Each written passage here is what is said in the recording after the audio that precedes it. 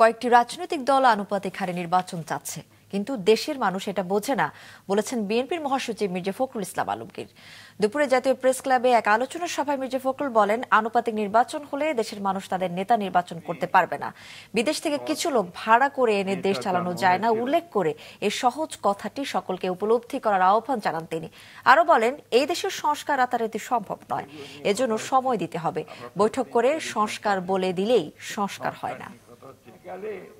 জনগণের শাসনটা প্রতিষ্ঠিত হবে কোত্থেকে? নির্বাচন না হলে আমি প্রতিনিধি নির্বাচন করব কি করে? আর প্রতিনিধি নির্বাচিত না হলে সে পার্লামেন্টে যাবে কি করে? আর পার্লামেন্টে না গেলে জনগণের শাসনটা প্রতিষ্ঠিত হবে কোত্থেকে? কয়েকজন ব্যক্তিকে দেশ বিদেশ থেকে ভাড়া করে নিয়ে এসে কি দেশ চালানো যায়? যায় না। বাংলাদেশে এখন একটা জগা খিচুড়ি ঘটনা চলছে।